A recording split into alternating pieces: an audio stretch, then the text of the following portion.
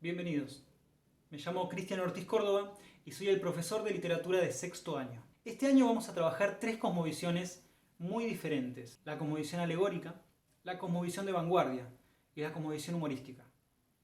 Para empezar, vamos a comenzar con la cosmovisión alegórica. Y en la cosmovisión alegórica tenemos que tener en cuenta que los relatos van a estar contados de un modo alegórico. ¿Y esto qué significa?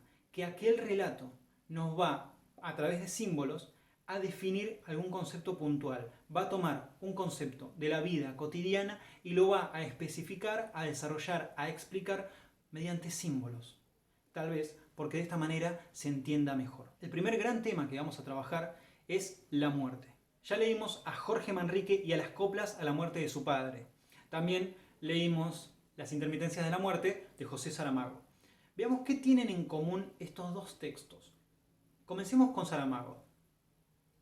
Las intermitencias de la muerte de Saramago presentan a una mujer, ¿no?, que es una personificación de la muerte, que viene a traer un sobre violeta para un violonchelista que está en pleno recital. Esa mujer, una vez que le dé este sobre violeta, le está dando su sentencia de muerte.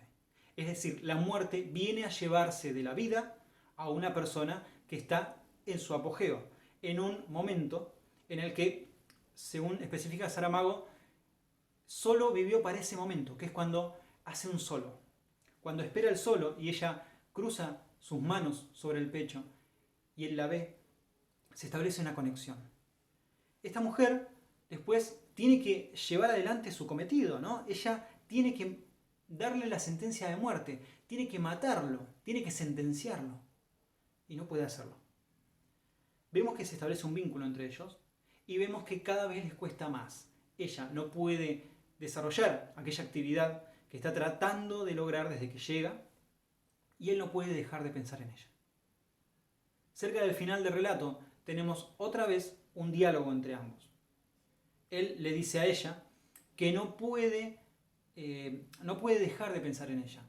Ella finalmente le va a decir a él que va a completar su misión. En este relato tenemos una particularidad, que es la personificación de la muerte a través de la mujer.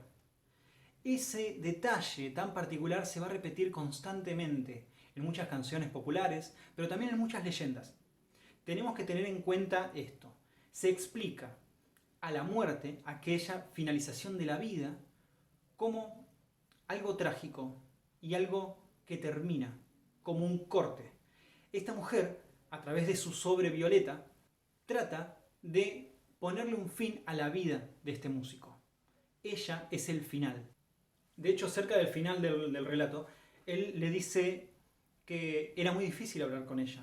Ellos hablan y no se pueden entender, porque la muerte, esta mujer que representa la muerte, habla todo el tiempo de un modo indirecto. Él no puede entender esto, él no la puede entender. Y se da un diálogo muy interesante. Él le dice, hablar con usted es como estar en un laberinto sin puertas. Y ella le dice, qué buena definición de la vida. Él le contesta, usted no es la vida. Y ella le dice, no, yo soy mucho más simple que la vida. En este detalle se ve cómo su complejidad es mayor que la que plantea el violonchelista. Es decir, la muerte tiene un desarrollo más complejo.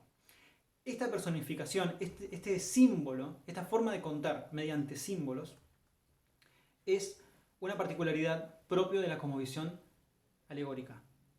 Uno de los detalles más interesantes que tienen que observar en este relato, en la actividad que yo les di, es cómo la humanización de la muerte, la significación de la muerte en la mujer, la personificación, digamos, es interesante porque Saramago realiza una doble lectura.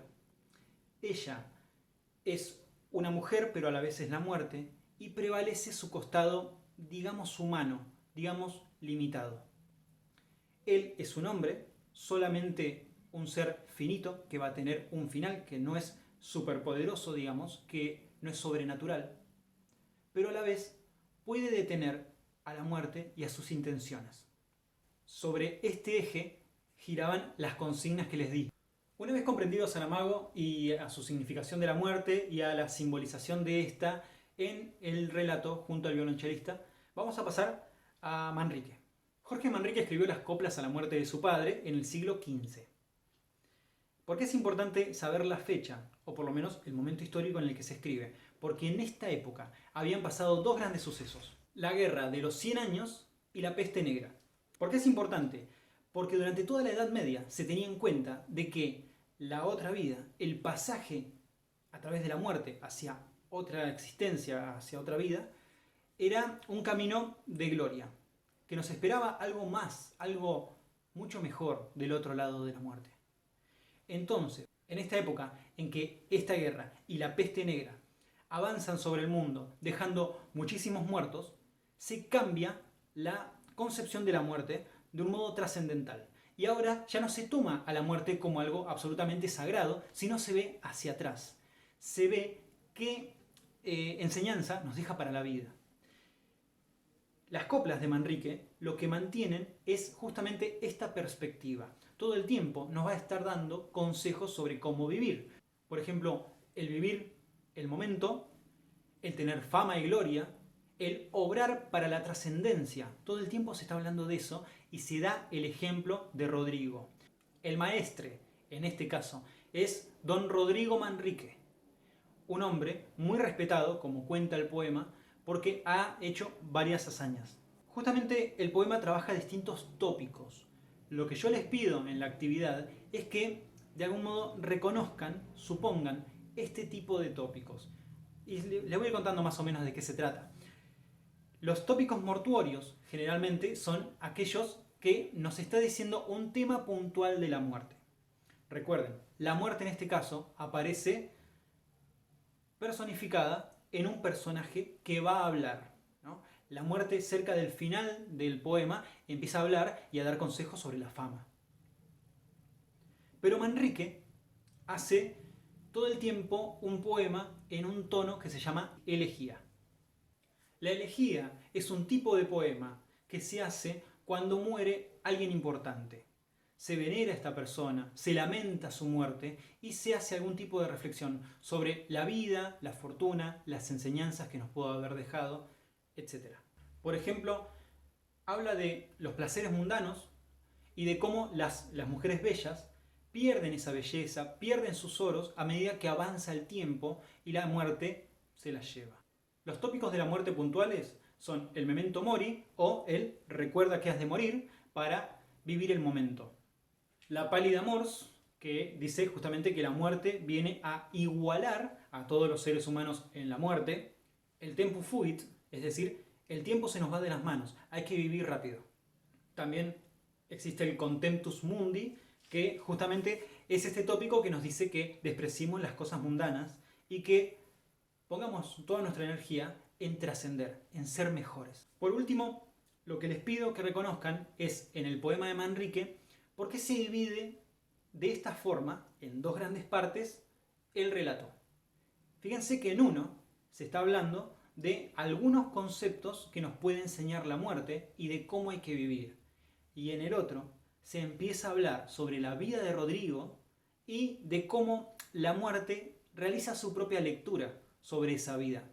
Bueno, esta fue una introducción a la cosmovisión alegórica dentro del tema de la muerte. Espero que les haya gustado y cualquier duda, cuentan conmigo.